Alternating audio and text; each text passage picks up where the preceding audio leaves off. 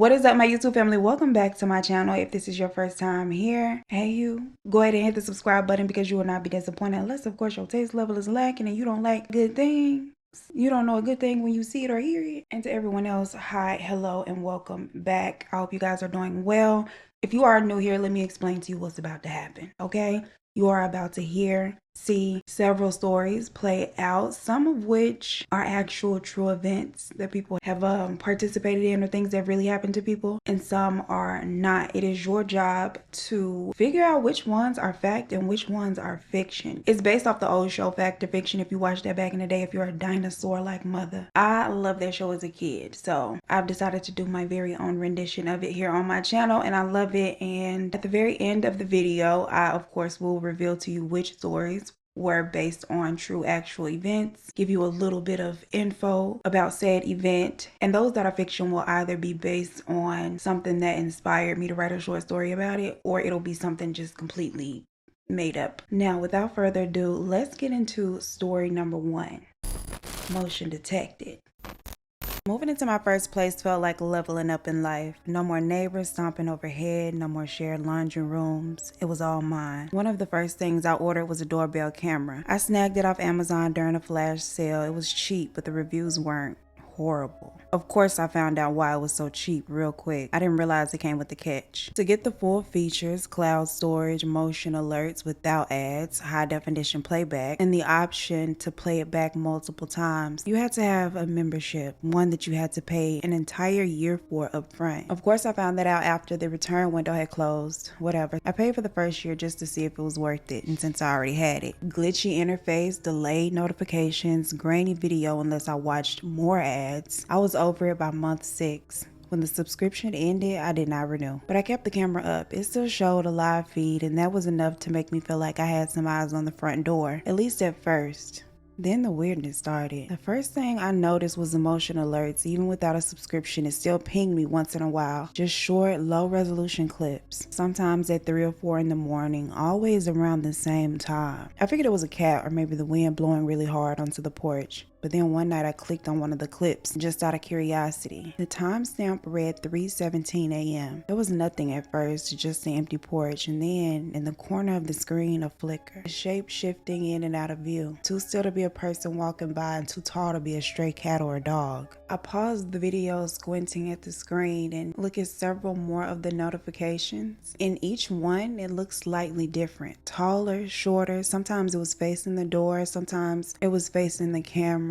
It was the strangest thing, and the app would not allow me to screen record what I was saying. Downloading videos is of course one of the features you pay for, and so I could only watch the video once. Then one morning I watched a clip and my stomach dropped. The figure wasn't at the edge this time. It was standing dead center on my porch. No movement, no knocking, just standing there, looking at the door, face blurred out by the low quality of the video. I waited to see them knock, ring the doorbell, take something, do something, but they don't do anything.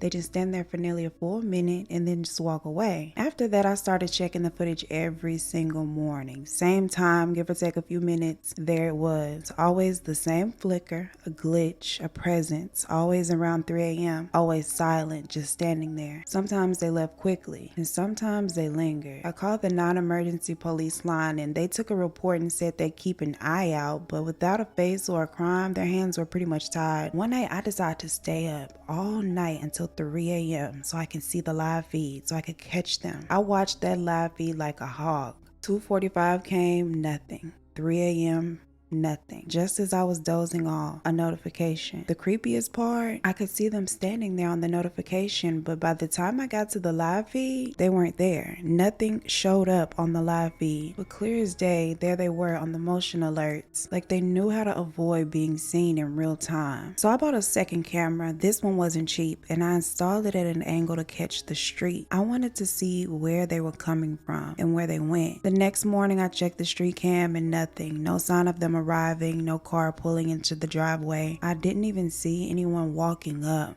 It was like they just appeared. And the motion notification was there. So was the figure, just like before, but they weren't looking at the door this time. They were looking up, right at the new camera I'd installed, directly into the lens and directly at me. This time, their hand lifted toward the door as if they were gonna knock, but they don't actually make contact. They just hold it there. I tried pausing the exact frame where their face lifted toward the lens, but the image kept glitching like the footage didn't want to be paused. For a split second, the picture cleared and I recognized the face staring back at me. It was my neighbor's teenage son from down the street. What was he doing? I go to have a conversation with his mother and turns out he's a sleepwalker. And although it cost me a lot of sleep, peace, and a few $100s on a new camera, I'm glad she was able to find out that he'd been sleepwalking outside of the house before something bad happened.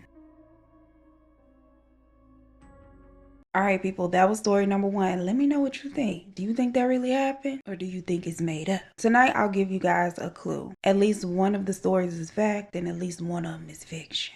On to story number 2.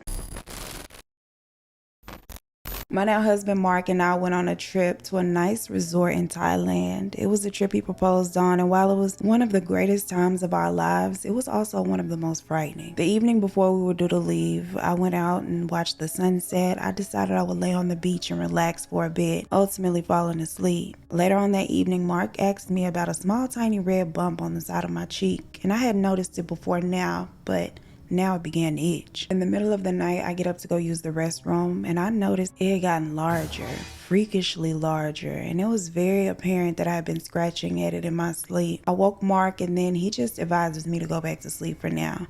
Says we'll see a doctor first thing tomorrow after our flight home. I lay awake for the rest of the night Googling and became terrifyingly convinced that a botfly had landed and laid eggs inside of a tiny abrasion inside of my pores. And now the babies were just hatching and multiplying between the layers of my skin. I was hoping Google just gave me the worst case scenario, but the unknown still left me terrified. The doctor assured me that that is not the case, but he couldn't tell me what it was either. He refers me to a specialist whose earliest appointment isn't for another week and advises me to, in the meantime, stay off the internet. But I couldn't. I scrolled and I scrolled until I fall asleep and I wake up and scroll some more. And it annoyed Mark how consumed I'd become with this thing that was growing bigger and becoming more painful by the day. And I was annoyed that he didn't try to understand. He claims that he wasn't trying to dismiss me, he just didn't want to fuel my panic.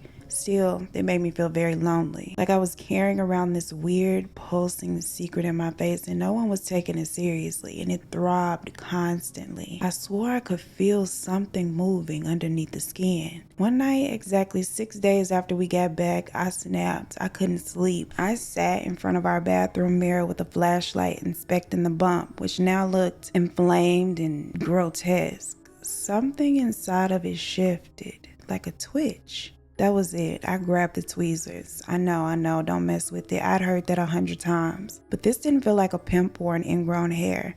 This felt alive. My hand was shaking, but I leaned in, the tweezers hovering, and I pressed gently on either side of the bump. And to my horror, a tiny slit opened near the center, and then I saw it, a leg. Just one, curled and thin like a wiry eyelash. I gasped and nearly dropped the tweezers, but I was determined to get this thing out of me. I gripped it gently but firmly and began to pull. I can still remember the sickening resistance, like tugging something Velcro deep into my flesh, and then suddenly it popped out with a soft squelch. It was a pale, larva-like bug, maybe a centimeter long, its body squirming slightly between the tips of my tweezers. I dropped it onto a tissue and flushed it down the toilet without thinking, and I just stood there stunned and horrified, now staring at the bloody crater in my cheek. Mark found me a few minutes later, pale and shaken, and I didn't even have to say anything. I just pointed to the tweezers and whispered that there was something in me. After that, everything moved fast. We went to the emergency room where it was confirmed that it was a tropical parasite, likely deposited by some kind of fly while I was sleeping on the beach. Apparently rare, but not unheard of. They flushed my cheek of all of its other inhabitants, give me medicine, and send me home. The bump healed slowly, and I have a tiny scar which I've grown oddly fond of. Like a little reminder that beautiful memories sometimes come with shadows. We got through it, me and Mark, and somehow that strange little nightmare made us stronger. And now when someone asks about the scar, I just smile and say that it's from Thailand and that it came with the engagement ring. Ooh, child, I ain't gonna hold you. Let me tell y'all, last night I finished editing the stories, and when I cut my light off to go to sleep, I felt my cheek, and I promise y'all it was a little piece of something there. It felt like a little pimple or something, but this morning I woke up and it wasn't there, so I don't know. what happened to it. But I promise it was there. Had me paranoid. I know mother wasn't imagining things. And what do you think about the bite? Y'all know that bot flies really are a thing. They can land on you, lay their eggs in you, and the eggs can hatch. This is a thing. The question, however, is whether or not this actual particular story is a thing or not. Onward to story number 3, the dollhouse. Nick and I have been dating for almost an entire year, and he's still hesitant about introducing me to his parents. Although he had met mine just 3 months in, and since then, there's always been an excuse when it came to me meeting his. And every holiday he preferred to spend with my family because they're just so much fun, so jovial, and his family just isn't, according to him. Apparently his parents don't celebrate any holidays and no one is particularly close. For a while I questioned whether or not he was ashamed of me.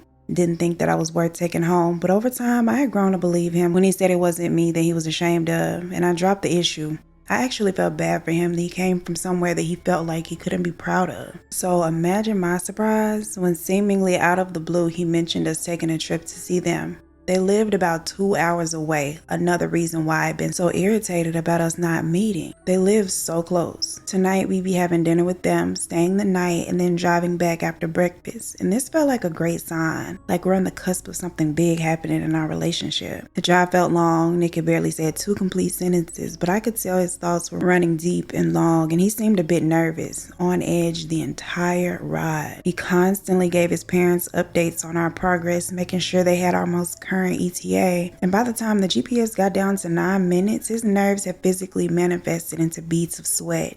I thought to myself, they can't be that different. Maybe awkward, maybe overly conservative, but he was sweating like it was far worse than that. We pull up and Nick doesn't get out of the car right away. We just sit there and he sits there gripping the steering wheel like he'd float away if he had let it go. I asked him if he was okay and he nodded yes without looking at me and said, "Just remember what I said. They're weird, but harmless." A knot formed in my stomach. The front door creaked open before we even made it up to the door, and a woman stood in the entryway, thin and pale and smiling widely. "Nikki," she said in a voice that was both cheerful and hollow. "You came." Nick greets her. He introduces us, and the house smelled like antique wood, old fabric, and something else I couldn't place. But that something else was very familiar. Everything was dimly lit, heavy curtains, thick rugs, lamps everywhere, too many, all of them giving off this soft amber glow.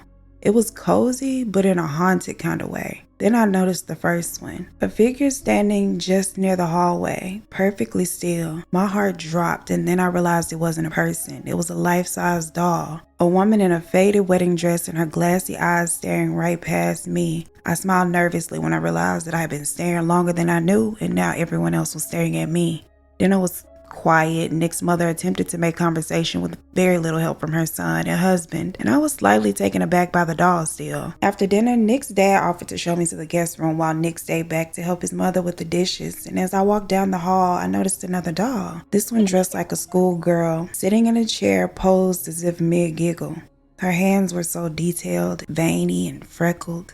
"Are those for a collection?" I asked. He didn't answer. He just kept walking, which was a little creepy. As I settled in, the curiosity tugged at me like a persistent child, and I had to see more because something was off. I crept out and tiptoed down the hall, and the house was too quiet. I didn't hear a TV, I didn't hear any soft chatter, just the dull clinking of dishes. They weren't talking at all. Another of the room doors was slightly ajar and I had to see inside. There were rows and rows of dolls standing in the room like silent sentinels, and not plastic ones. These looked real, alive. Their skin had the uncanny texture of real human skin, and their hair looked rooted in their scalps, eyes wide with depth and expressions. I stepped closer to one and her mouth was widely open, lips dry and cracked, and for a moment my nerves got the best of me, almost convincing me that the corner of her mouth twitched. Looking around, I noticed that most of all of their mouths are open like this, and it hits me that these are life-sized love dolls. I stumbled back and knocked over a lamp, And with as quiet as everyone else was in the house, the crash rang through it like a gunshot that I was certain that everyone heard. The footsteps arrived before I could even think of an excuse as to why I'd even be in this room in the first place, and Nick made it first. And when he saw me standing there with those dolls, he looked like he might throw up. When we were alone, he explained it all, and honestly, I don't know that the truth isn't wilder. Yes, it was the reason he had been hesitant to introduce us. His parents has a collection of over 200 love dolls that they don't use in the traditional sense. They're just company for the couple. They move them around the house and do everyday tasks with them. Sometimes they take them out to public places, and they're just an extension of the couple's marriage. Now, I feel like had he told me up front, I probably would not have believed him. I don't know. But today we laugh about it. My in-laws are great. Maybe a little strange, but harmless, just like he said.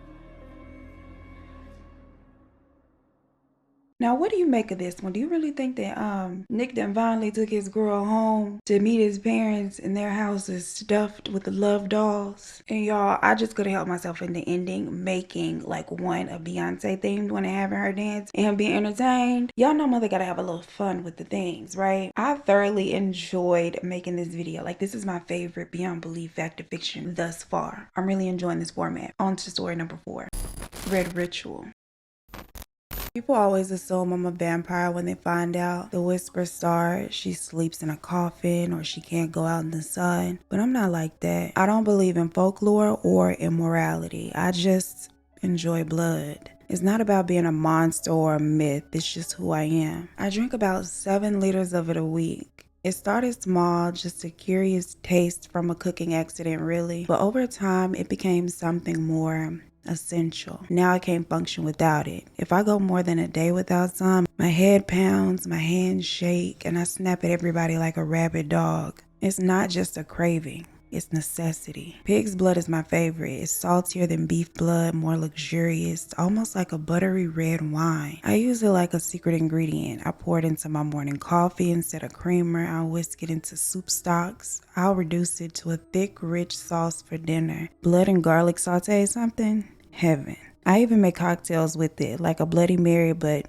truer to its name. On average, I spend about $200 a month to keep my fridge stocked, but store-bought animal blood can only take me so far, so once a week, I need it straight from the source. Warm, pulsing, and alive. And I've never forced anyone. There's always someone close to me, lovers, dear friends, people I share something deep with, something sacred. I call it suckling, but it's more of a ritual than anything. Always from the same 4 places.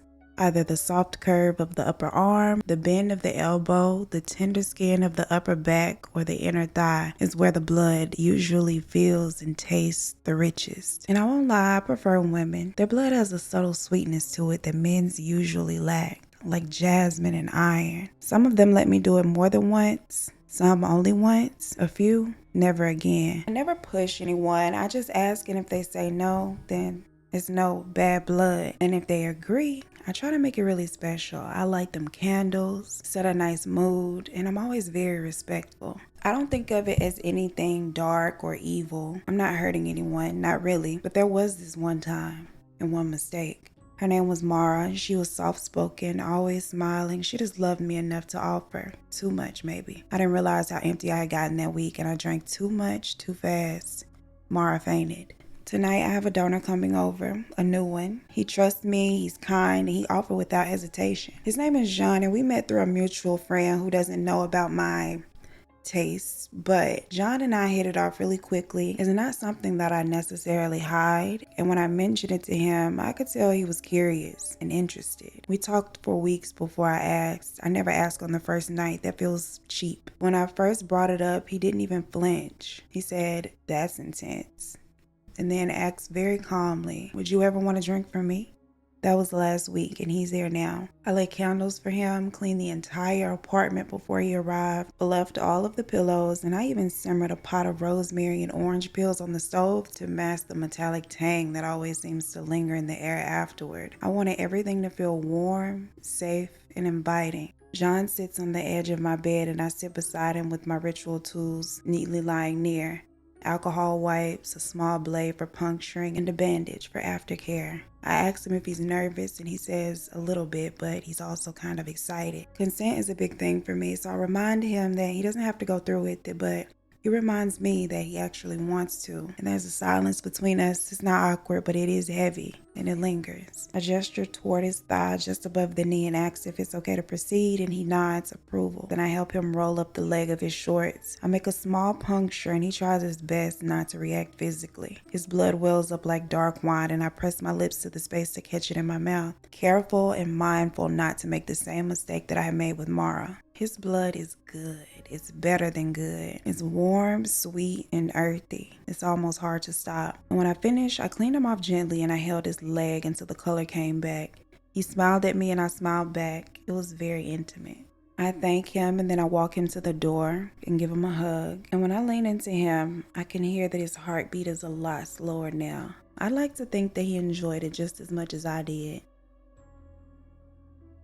Now, what do you make of this? Do you think there is a woman out there buying buckets of blood from butchers to sip like red wine, adding them to coffee and things? Or do you think this is faction? Faction, what's that? Or do you think it's one of the ones tonight that I'll tell you is actually fiction? Let me know. Thus far, we have a young lady who has purchased a doorbell cam, thinking she's having paranormal experiences, and it happens to be her neighbor's son sleepwalking down her house at 317. in the morning. And then we have a couple who went to Thailand and had a botfly impregnate her cheek. We have the dollhouse, a couple going home to meet parents who has a house full to the brim of love dolls. And then we have Miss Vampire-esque Let Me Drink Your Blood Daddy in story number 4. I'll give you one more hint. 2 of them are true. I'm really curious to know how well you did. Let's go in order. Story number 1, motion detected. If you guessed that this was based on an actual true event, you would actually be correct. And you might have had a little leg up, a little hint if you follow me on Instagram around the time where I was really heavily in the neighbor's business on the neighbor's app. I'd actually posted it to my story where this lady was receiving notifications in the wee hours of the morning around the same time as in the story. Here are some screenshots and like video. The person was coming and like knocking on her door, but not actually touching the door, just like air knocking. And it was very creepy, and they would be like talking on the phone, but then they would pull the phone away from their head, and you can see that like it's like apps, there's not really anybody on the phone. Turns out old boy was sleepwalking. She was so scared at first, thinking it was just some weird creepy guy or ghost, but yeah, sleepwalkers. They out here. Now, as for the bite, this story is actually false. It is just inspired by the urban legend, the bite. Now, botflies are real. And I don't even know where they at. I don't even know if they in Thailand. I just put the couple in Thailand because it sounded nice. It might be a little zoologist out there who clocked that. I don't know. You got me. But yeah, botflies are a thing. This particular story, however, is not. On to story number 3, which was actually one of my favorites this particular video, the dollhouse. Now, if you guessed that this just could not possibly be true, that nobody would have a house full of love dolls like this, you would actually be wrong. This was fact. It's based on a couple named Bob and Lizzie Gibbons, who has the world's largest collection of love dolls. They were actually featured on a TV show, I believe. I don't know if it was My Strange Obsession or something like that.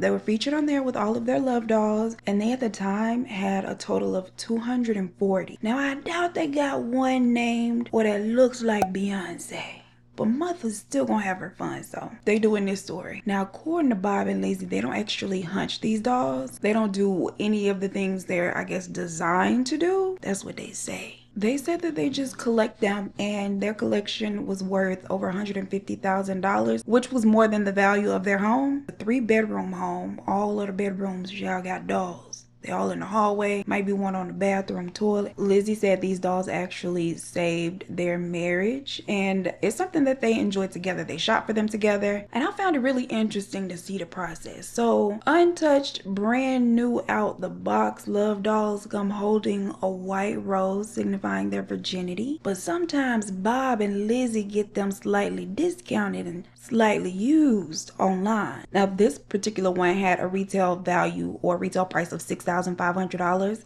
but since she was slightly beaten in, he was able to get it for the low discounted price of $4,600. And hopefully they get her a nice old thorough cleaning before she came in the mail, because imagine. Now, when the dolls come in the mail, the couple, they unbox them together and they have a whole routine. They bathe the doll head to toe like you can see them doing here. Then they put powder all over the doll's surface to make her skin feel a bit more realistic. Then of course they dress her up. They decide together on a name for her and a new like spot and position in the house for her. And honey, that is their thing and they are not to be judged, okay?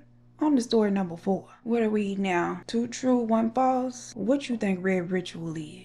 If you guessed that this one was false, you would actually be wrong. This one is also based on a true story. I didn't realize I had 3 true stories tonight. Michelle here, as of 2013, had been drinking blood for 15 years strong, and she drinks about 7 liters a week. She does pour it into her coffees. She added to meals that she's making, sauces that she makes. She even makes cocktails with it sometimes, just like she made that Bloody Mary. Now, Michelle says she prefers pig's blood to beef blood because pig's blood is like saltier, more savory, flavorful. She says it has a consistency very close to like a buttery red wine. She does admit that she is addicted to this. She says she gets irritable and angry without it, just like in the story. And just like in the story, she spends about $200 a month on her supply. I really didn't change anything in the story. All of her donors are close friends of hers, relatives, anybody that she has a special connection with, and that'll allow her to suckle on them. And she said that she prefers women's blood over men's blood when it comes to the humans. Now, Miss Gross says she will only drink from certain places on the body. Upper arm, elbow, upper back, or inner thigh. Those are her spots. She does not identify as a vampire. She says that she is just someone who enjoys blood. Once a week, she drinks from a live donor, and all other times she sources from a butcher. All right, friends, that is all I have for you this week. Let me know how you did down below in the comment section. Let me know if you liking this new format. I love it so much. As always, I appreciate you so much for spending your time with me. I hope you have a fabulous weekend, and I will see you in the next one. Peace.